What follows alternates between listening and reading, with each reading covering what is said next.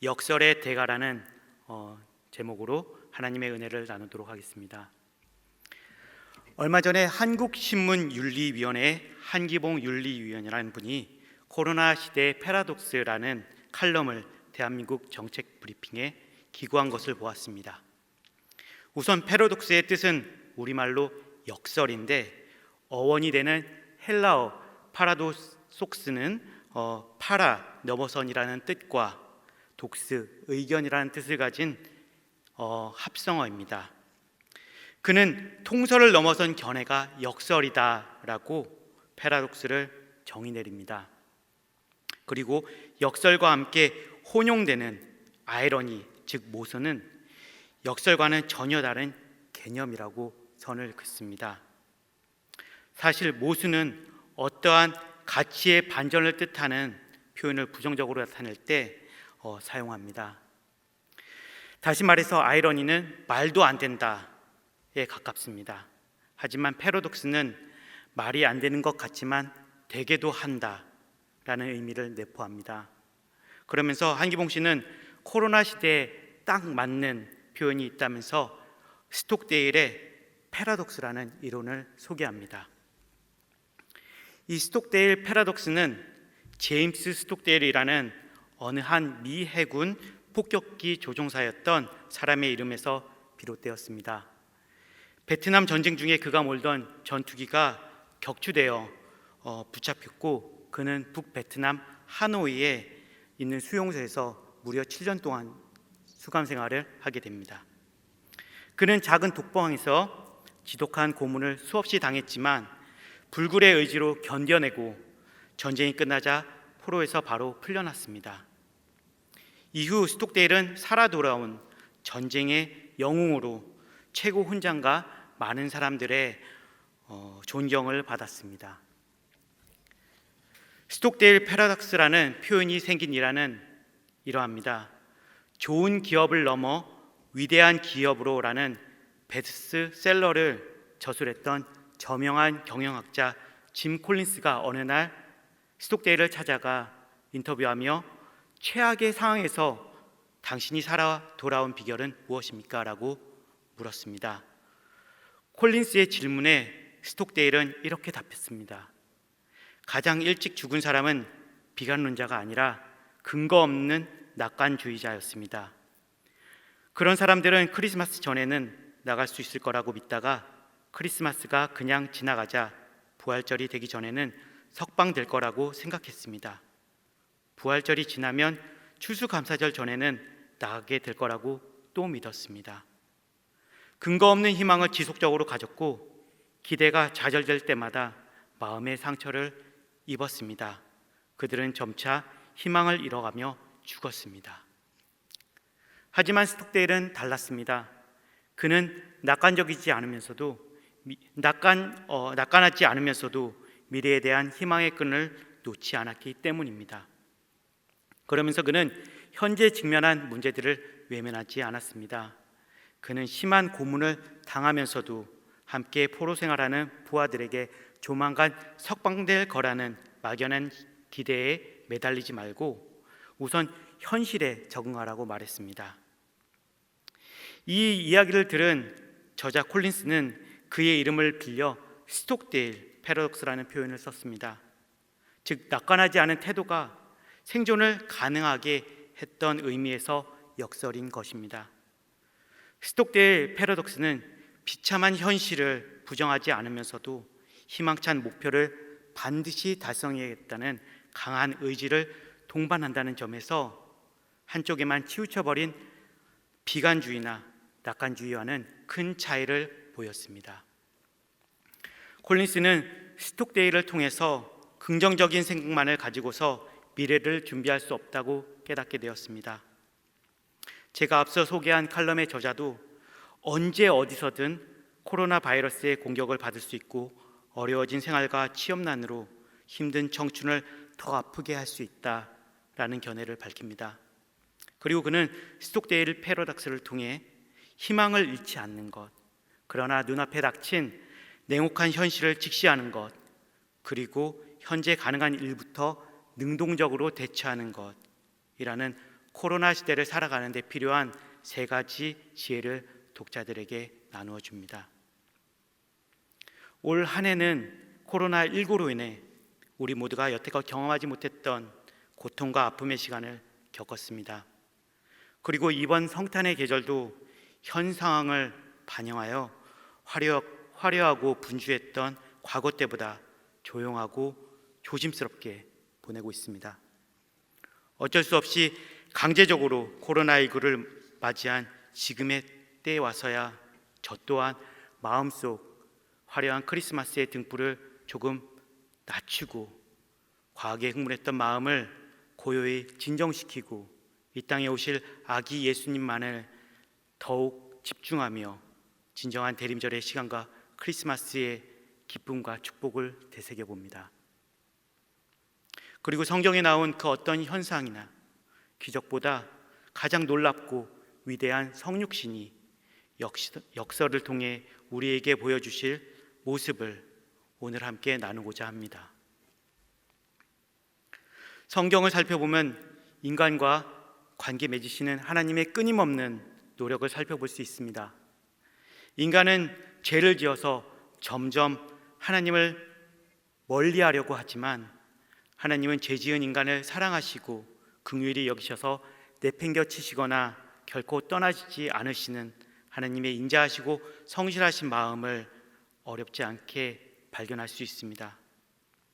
죄에 빠져 우상에 빠져 세상 쾌락에 빠져 하나님을 멀리하고 등지는 인간의 어리석음에 하나님은 분노하시고 질투하셔서 때론 심판하시지만 항상 끝까지 희망의 끈을 놓지 않으시고 인간을 포기하시지 않으셨습니다. 그래서 하나님은 놀랍고 신비하며 때론 두렵고 떨리는 사랑의 방법으로 우리에게 다가오셨습니다. 그 사랑의 방법은 분명하고 다양했습니다. 수많은 기적과 하나님 손끝으로 지으신 성경이 그러합니다.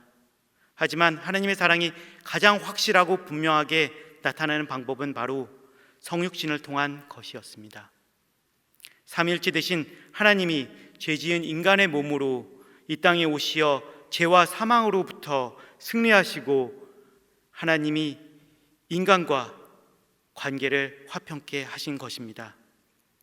우리에게 구원을 허락하신 예수님의 생명으로 나타난 절대적인 진리가 바로 성육신인 것입니다.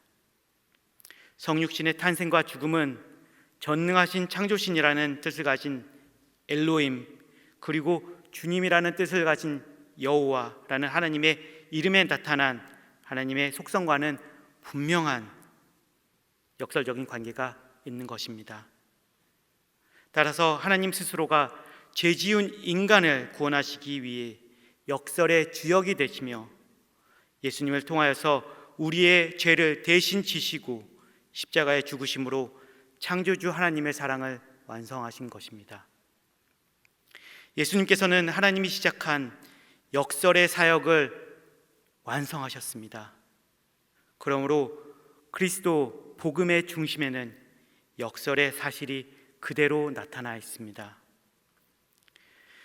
역설은 두 개의 진실된 다른 관념이 서로 상반되는 의견을 나타내는 것처럼 보입니다. 겉보기에는 두 개의 다른 관념이 서로 모순되는 것 같으나 그 속에 중요한 진리가 내포되어 우리 마음속 정곡을 찌릅니다. 본문의 2절을 읽겠습니다. 환난의 많은 시련 가운데서 그들의 넘치는 기쁨과 극심한 가난이 그들의 풍성한 연보를 넘치도록 하게 하였느니라. 사도 바울은 이 말씀을 통해 마게도니아 교회들이 큰 환난의 시련을 겪으면서도 기쁨이 넘치고 극심한 가난에 쪼들려도 넉넉한 마음으로 남에게 베풀었다고 말했습니다. 이것이 초대교회에 나타난 역설적인 모습을 띤 그리스도의 사랑이었던 것입니다. 본문의 7절을 새 번역 성경으로 다시 읽겠습니다. 여러분은 모든 일에 있어서 뛰어납니다. 곧 믿음에서, 말솜씨에서, 지식에서, 열성에서, 우리와 여러분 사이의 사랑에서 그러합니다. 여러분은 이 은혜로운 활동에서도 뛰어나야 할 것입니다. 여기서 사도 바울이 말하는 이 은혜로운 활동은 바로 앞서 2절에서 말한 마음으로 남에게 베푸는 섬김과 나눔의 사역을 말하는 것입니다. 그래서 사도 바울은 고린도 교회도 마게도니아 교회같이 비록 환난과 시련 가운데서 도움이 필요한 이웃을 위해 더욱 힘써 섬기라고 말하는 것입니다. 그리고 그는 9절에서 이렇게 하나님의 말씀을 전합니다. 우리 주 예수 그리스도의 은혜를 너희가 알거니와 부요하신 이로써 너희를 위하여 가난하게 되심은 그의 가난함으로 말미암아 너희를 부요하게 하려 하심이라. 사도 바울은 이 말씀을 가지고서 그리스도로 인해 완성된 역설의 능력을 설명했습니다. 하나님의 영광스러운 아들로서 부요하신 우리 구주 예수 그리스도가 우리를 위하여 가난하게 되셨다는 것입니다. 예수님께서는 가난한 가정에서 출생하셨고 죄인들과 함께 생활하셨으며 십자가 위에서 수치와 고통과 저주의 죽음을 맞이하셨습니다. 하나님의 아들 독생자 예수님께서 스스로를 낮추셔서 십자가 위에서 죽기까지 하신 것은 우리의 죄를 대속하기 위함이요, 그 결과 우리는 완전한 의와 영원한 생명과 부활, 그리고 천국의 영광을 선물로 얻은 것입니다. 이 외에도 이 땅에서 복음 사역을 하시며 아홉 가지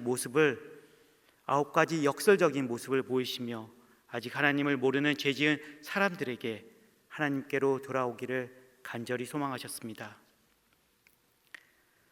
아홉 가지 모습의 첫 번째는 예수님께서 자신은 배고프셨지만 많은 사람들을 배불리 먹이셨습니다.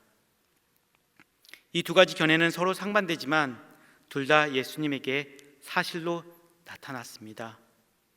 마태복음 4장 1절 2절에서 그때 예수께서 성령에게 이끌려 마귀에게 시험을 받으러 광야로 가사 40일 밤낮으로 금식하신 후에 줄이신지라 라고 증언합니다. 하지만 이후에 요한복음 6장 10절에서 11절에는 예수께서 이르시되 이 사람들로 앉게 하라 하시니 그곳에 잔디가 많은지라 사람들이 앉으니 수가 5,000명쯤 되더라. 예수께서 떡을 가져 축사하신 후에 앉아있는 자들에게 나눠주시고 물고기도 그렇게 그들의 원대로 주시니라 라고 전합니다. 예수님께서는 수많은 사람들을 보리떡 5개와 물고기 2마리로 배불리 먹이셨습니다. 예수님 자신은 밤낮 40일 동안 금식하시고 배가 고프셨을 때 기적을 나타내셔서 스스로의 배를 채우시지 않으셨지만 수많은 사람들이 배고플 때 예수님께서는 그들을 가만히 굶게 내버려 두지 않으시고 기적을 베푸셔서 그들의 배를 배불리 채우셨던 것입니다. 이것이 예수님께서 보이신 역설인 것입니다. 여러분은 혹시 하나님의 아들인 예수님께서 왜 배고파 하셨을까라고 궁금해 하신 적은 있으신지요? 두 번째로 예수님 자신은 목마르셨지만 많은 사람들에게 생명의 물을 주셨습니다. 예수님께서는 십자가에 달려 죽음을 맞이하셨을 때 모든 일이 이미 이루어진 줄 아시고 성경을 응하게 하려 하사 이르시되 내가 목마르다 하시니라고 요한복음 19장 28절에서 말씀하셨습니다. 하지만 예수님께서는 우물가 여인에게 요한복음 4장 14절에서 이렇게 말씀하셨습니다. 내가 주는 물을 마시는 자는 영원히 목마르지 아니하리니 내가 주는 물은 그 속에서 영생하도록 솟아나는 샘물이 되리라. 성육신 하셔서 이 땅에 오신 예수님께서는 배고프시고 목마르셨습니다. 하지만 죄사함이 필요한 우리들의 배를 채워주시고 영적으로 메말라 죽을 수밖에 없는 우리에게 생명의 물을 주셨습니다. 예수님의 세 번째 역설입니다. 예수님은 자신은 지치고 피곤해 하셨지만 우리의 안식처가 되셨습니다. 요한복음 4장 6절은 이렇게 말합니다. 거기 또 야곱의 우물이 있더라. 예수께서 길 가시다가 피곤하여 우물 곁에 그대로 앉으시니 때가 6시쯤 되었더라. 예수님께서도 우리와 마찬가지로 육체적인 피로로 인해 고통받으셨습니다. 하지만 예수님은 예수님을 따르는 사람들에게 수고하고 짐진 자들아 다 내게로 오라. 내가 너희를 쉬게 하리라. 나는 마음이 온유하고 겸손하니 나의 멍에를 메고 내게 배우라. 그리하면 너의 마음이 쉼을 얻으리니 라고 마태복음 11장 28절 29절에서 말씀하셨습니다. 성육신하신 예수님은 우리와 똑같이 지치고 피곤한 삶을 사셨습니다. 연약한 인간의 몸을 입으시고 우리와 마찬가지로 육체의 한계로부터 제재를 받았습니다. 하지만 우리는 예수님을 생각할 때 이 점을 쉽게 잊어버리곤 합니다. 예수님은 완전한 하나님이셨지만 완전한 인간이셨습니다.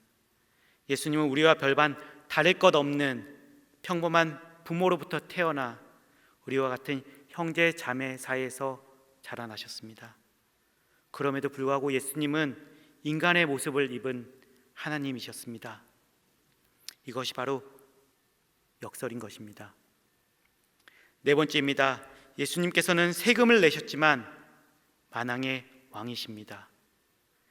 여호와 하나님께서는 하늘은 나의 보좌요 땅은 나의 발판이니 너희가 나를 위하여 무슨 집을 지으랴 내가 안식할 처소가 어디라라고 이사야 66장 1절에서 말씀하셨는데, 우리가 하나님의 독생자 대신 예수님께 드릴 수 있는 것이 무엇이 있으며 독생자께서 필요하신 그 무언가가 있다면 우리가 어떻게 채워드릴 수 있을까요?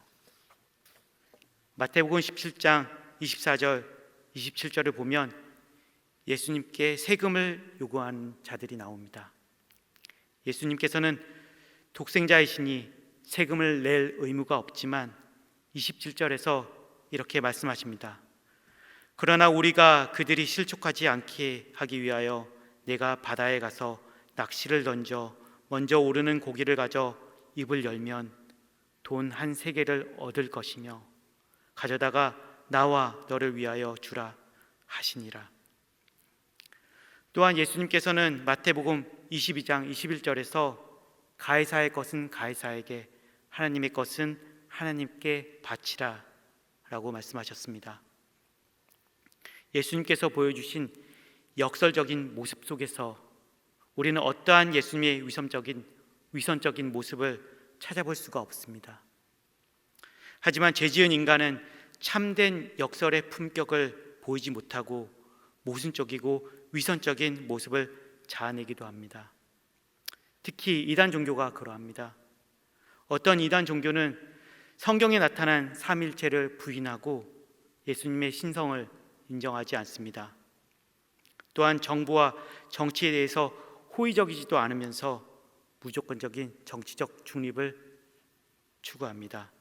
그러면서 정부가 주는 모든 세금 혜택을 누리고, 그리고 어떤 성향의 정부가 들어서든지 정부의 순 역할이나 그 기능은 인정하지 않으면서도 정부를 통해 각종 수혜를 얻기 원하며 이중적이고 일관성 없는 태도를 보입니다.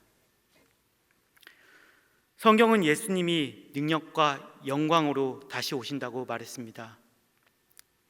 요한계시록 19장 16절은 이렇게 기록했습니다. 그 옷과 그 다리 사이에 이름을 쓴 것이 있으니 만왕의 왕이요 만주의 주라 하였더라. 그리고 빌립보서 2장 9절 19절에서 이렇게 기록했습니다.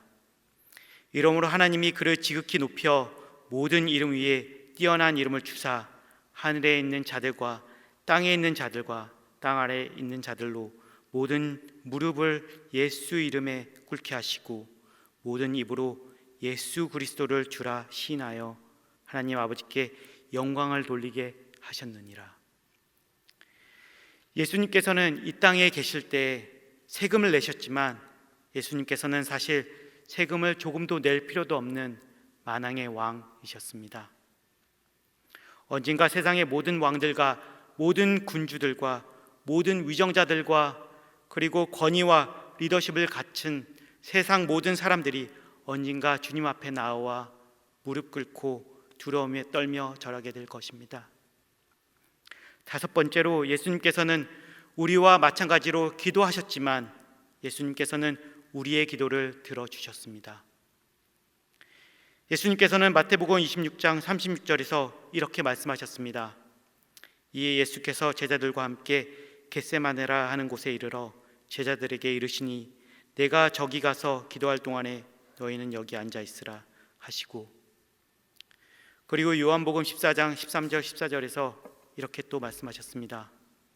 너희가 내 이름으로 무엇을 구하든지 내가 행하리니 이는 아버지께로 하여금 아들로 말미암아 영광을 받게 하려 하심이라.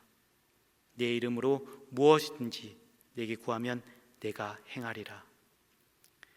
예수님께서는 믿는 자의 기도를 들으십니다.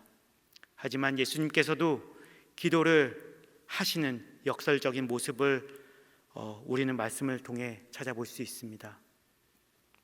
그럼 예수님께서는 우리의 기도를 들으시고 응답해 주실 수 있으므로 아버지 하나님과 동등한 삼위일체 하나님이신데 왜 기도를 하셨을까요? 여섯 번째로, 예수님 자신은 눈물을 흘리셨지만 우리의 눈물을 닦아 주십니다. 요한복음 11장 35절은 성경에서 가장 짧은 구절로 예수께서 눈물을 흘리셨더라입니다. 그리고 예수님께서는 예루살렘 성에 가까이 오실 때 예루살렘을 바라보시며 오셨습니다. 하지만 요한계시록 21장 4절에서 예수님께서는 언젠가 모든 눈물을 그 눈에서 닦아 주시니 다시는 사망이 없고 애통하는 것이나 곡하는 것이나 아픈 것이 다시 있지 아니하리니 처음 것들이 다 지나갔음이로라 라고 진술했습니다. 예수님께서는 긍휼한 마음으로 나사로가 죽었을 때, 그리고 하나님께로 멀어져 영적으로 죽어가는 유대 민족을 바라보시며 슬퍼하셨습니다. 그리고 안타까우셨습니다. 하지만 예수님께서는 우리의 눈물을 닦아주시며 위로하시는 분 되십니다. 일곱 번째로, 예수님께서는 은 30개에 팔리셨지만 예수님께서는 이 세상의 구원자 되십니다. 비록 예수님께서는 죄인들로 인해 돈에 팔려 자유를 잃고 죄인 취급을 받으셨지만 십자가에 달려 죽으심으로 죄로부터 우리를 자유케 하셨고 세상을 구원하신 것입니다. 가룟 유다는 고작 은 30개에 예수님을 바리새인들에게 팔았습니다. 하지만 우리는 예수님의 희생으로 인해 세상 그 어떤 부하보다 값진 구원을 얻었습니다. 너희가 알거니와 너희 조상이 물려준 헛된 행실에서 대속함을 받은 것은 은이나 금같이 없어질 것으로 된 것이 아니요 오직 흠없고 점없는 어린 양 같은 그리스도의 보배로운 피로써 된 것이니라 라고 베드로전서 1장 18절 19절로 말씀했습니다. 가룟 유다는 나중에 자신이 저지른 일에 고통스러워하며 스스로 목매달아 죽었습니다. 하지만 예수님은 죽음을 이기시고 부활하셔서 우리의 참 소망과 구원이 되셨습니다. 여덟 번째로, 예수님께서는 도살장으로 끌려가신 어린 양이 되셨지만 예수님께서는 우리의 선한 목자이십니다. 이사야 선지자는 예수님이 십자가에 달려 돌아가시기 700년 전에 이사야서 53장 7절에서 이렇게 예언했습니다. 그가 곤욕을 당하여 괴로울 때에도 그의 입을 열지 아니하였으며 마치 도수장으로 끌려가는 어린 양과 털 깎는 자 앞에서 잠잠한 양같이 그의 입을 열지 아니하였도다. 사도신경 8장에서 사도 빌립도 에디오피아 사람에게 복음을 전할 때 이와 같은 사실을 잘 이해하고 있었다는 것을 우리는 성경을 통해 알 수 있습니다. 또한 요한복음 10장 11절에서 예수님은 스스로를 가리켜 나는 선한 목자라, 선한 목자는 양들을 위하여 목숨을 버리거니와 라고 말씀했습니다. 예수님께서는 세상의 죄를 짊어지는 어린 양 되심과 동시에 어린 양을 하나님께 바쳐드리는 대제사장이셨습니다. 이 역설적인 관계는 오직 그리스도 안에서 성취된 것입니다. 또한 예수님께서는 우리의 선한 목자가 되셔서 우리를 의의 길로 이끄심과 동시에 우리의 죄를 대신 짊어지고 피를 흘리심으로 하나님과 우리 사이에 무너졌던 관계의 다리를 다시 연결하신 것입니다. 그리고 요한복음 10장 28절에서 예수님께서는 내 양은 내 음성을 들으며 나는 그들을 알며 그들은 나를 따르느니라 라고 말씀했습니다.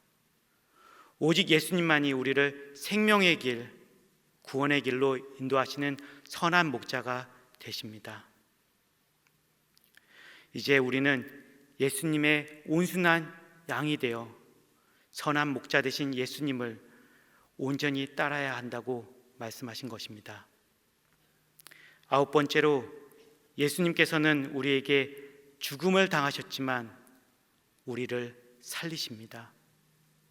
예수님께서는 죄인들의 손에 의하여 처형을 받았지만 이 땅에 계실 때 죽은 자들을 살리는 이적을 보이시며 또한 다시 오실 때에는 죽은 자들을 살리시는 권위를 갖고 계십니다. 로마 군인들은 예수님이 이미 십자가 위에서 죽으신 것을 확인하고 예수님의 다리를 꺾지 않았다고 성경은 기록하고 있습니다. 따라서 예수님은 분명하게 십자가에서 돌아가셨습니다. 하지만 예수님이 사역하시는 동안에 예수님은 적어도 3명 이상의 사람을 살리셨습니다. 누가복음 7장에 나오는 과부의 아들, 그리고 요한복음 11장에 나오는 나사로, 마가복음 5장에 나오는 야이로의 딸. 예수님께서는 요한복음 5장 25절에서 진실로 진실로 너에게 이르노니 죽은 자들이 하나님의 아들의 음성을 들을 때가 오느니 곧 이때라, 듣는 자는 살아나리라 라고 말씀하셨습니다. 이 말씀은 죄와 허물로 죽을 수밖에 없는 우리 영혼이 예수 그리스도의 복음을 듣고 믿음으로 다시 살아난 것으로 거듭난 사건을 말하는 것입니다. 그리고 고린도전서 15장 22절에서 아담 안에서 모든 사람이 죽은 것 같이 그리스도 안에서 모든 사람이 삶을 얻으리라 라고 사도 바울은 말했습니다. 육신의 부활을 부인하는 것은 예수 부활 사건을 부인하는 것과 다름없습니다. 결과적으로 복음의 진리와 신앙의 근본에 대한 부정이라고 사도 바울은 말합니다. 참된 부활의 의미를 깨닫지 못하면 올바른 믿음 생활을 할 수 없다고 말합니다. 예수님께서는 죄지은 인간들을 불쌍히 여기셨지만 결국 그들에 의해서 죽임을 당하셨고 죄에 빠져 영적으로 죽은 것과 다름없는 우리를 다시 살리시겠다고 약속하셨습니다. 이것이 바로 그리스도만이 보이실 수 있는 역설의 기적인 것입니다.